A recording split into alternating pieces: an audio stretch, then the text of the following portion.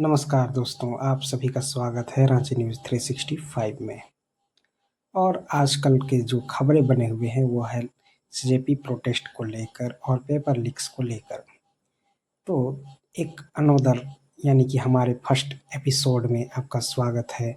ये हमारा नया शो है जिसमें हम बात करने वाले हैं पेपर लीक्स के बारे में, सीजेपी प्रोटेस्ट और अन्य पार्टियों के बारे में जो इस वक्त देश की स्थिति बनी हुई है। साथ ही पेट्रोल डीजल के बारे में क्योंकि इसके बारे में भी बात करना काफ़ी ज़रूरी है, क्योंकि आप सभी के माइलेज बहुत ही ख़राब कंडीशन में चल रही होगी गाड़ियों के। तो ये सब चीज़ों के बारे में अब खुल के बात करने की आवश्यकता है। तो आप सभी को इस पे अपनी राय देने की आवश्यकता है। तो चलिए ये शुरू करते हैं सबसे पहले हम पेपर लीक्स पे। तो देखिए कि पेपर लीक्स जितना आपको दिखाई देता है वो उससे 10 गुना ज़्यादा बड़ा स्कैम है। ये पेपर लीक्स जो है आज से नहीं हो रहा है, बल्कि अगर 10 साल का रिकॉर्ड उठा के देखें, 10 साल से ज़्यादा ही हो गया। खैर 2014 से या फिर इससे पहले भी पेपर लीक्स बहुत होते थे। तो क्या होता था कि पहले जो है कार्रवाई होती थी, ठीक है? तो अकाउंटेबिलिटी होती थी कि जैसे अगर किसी ने के सरकार में अगर पेपर लीक्स होते हैं तो क्या होता था कि वो सरकार अपना पर ज़िम्मा लेती थी और तुरंत रिजाइन करती थी। चाहे किसी अन्य देश में भी देख लें, लोकतांत्रिक देश, सारा ही लोकतांत्रिक है 2-4 देशों को छोड़ के। तो अगर आप देखें ध्यान से तो क्या होता है कि अगर किसी से कोई पद नहीं संभल रहा है, कोई पोस्ट नहीं संभल रहा है, तो वो मंत्री क्या करता है, रिजाइन कर देता है। लेकिन इंडिया की बातें अलग हैं। इंडिया में जो है इस तरह की नहीं होती हैं। अकाउंटेबिलिटी, सबसे पहले तो ये जान जाइए कि अकाउंटेबिलिटी का मतलब होता है उत्तरदायित्व, कि जैसे कि आपको घर चलाने का ज़िम्मा दिया गया है, ठीक है? तो अगर वो घर आपसे चल रहा है तो आप उस घर के मुखिया बने रहिए, हेड बने रहिए। अन्यथा अगर आपसे नहीं चल रहा है तो क्या होता है कि घर में आपकी जगह कोई और ले लेता है कि हाँ, चलो उससे नहीं चल रहा है, अब हम घर को चलाएँगे। तो इस तरह से जो है घर चलता है। लेकिन यहाँ पे घर क्यों नहीं चल पा रहा है? यानी कि यहाँ पे जो पेपर लीक्स है वो रुक क्यों नहीं पा रहा है? क्योंकि इस वजह से, क्योंकि देखिए कि पेपर लीक्स में जैसे धर्मेंद्र प्रधान यहाँ पे एजुकेशन मिनिस्टर हैं, यानी कि शिक्षा मंत्री हैं। तो अगर धर्मेंद्र प्रधान शिक्षा मंत्री हैं तो पेपर लीक होता है। तो एक बार लीक हुआ तो फिर उन्होंने उतना कोई खड़ा बड़ा एक्शन नहीं लिया। फिर दूसरा बार, तीसरा बार तो देखा कि यहाँ के जो बच्चे हैं, यहाँ के जो लोग हैं, तो उन लोग का कोई मतलब मायने मतलब नहीं है, बोले छोड़ो चलो जाने दो। तो इस तरह से जो है कोई मायने मतलब ही नहीं ले रहा है। तो वो लोग सोच रहा है कि जाने दो, लीक हो रहा है होने दो।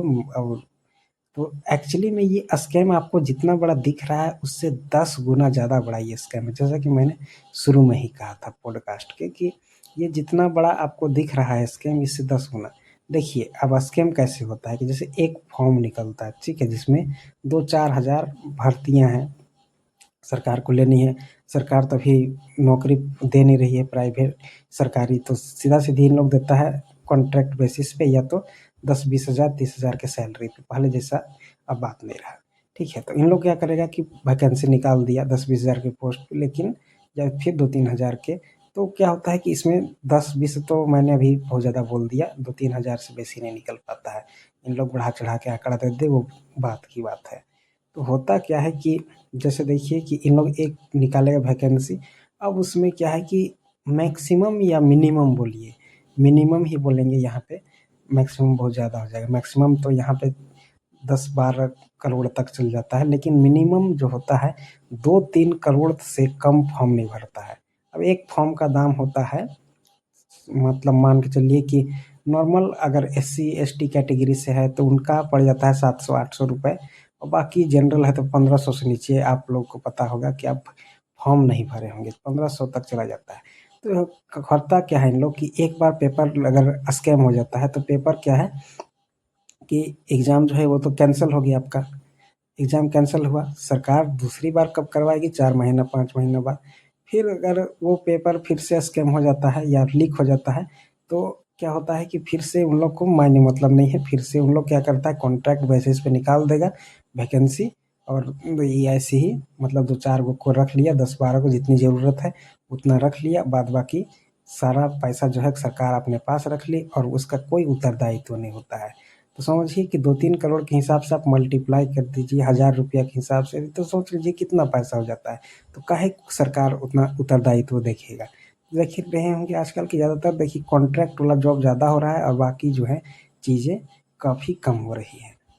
तो इस वजह से जो है बहुत सरकार को बहुत फ़ायदा है इस सब से, लीक्स फिक्स से बहुत फ़ायदा हो रहा है, पेपर लीक से। तो सरकार काहे उतना बात मानेगा। और ऐसे भी देखिए कि उसको मायने मतलब ही नहीं है। अभी ज़्यादातर लोगों में क्या है कि सरकार से सवाल पूछने के बजाय बोलता है कि नहीं राहुल गांधी से। तो भाई राहुल गांधी सत्ता में थोड़ी है जो जवाब देगा। राहुल गांधी तो सवाल पूछने वाला में से है, वो भी तो आम आदमी में से हो गया, सांसद है तो उसका राज थोड़ी चल रहा है अभी। सन तो आपका सरकार का रहा है, यानी कि मोदी हो गया, बीजेपी का चल रहा है। तो जवाब कौन देगा, बीजेपी ना देगा।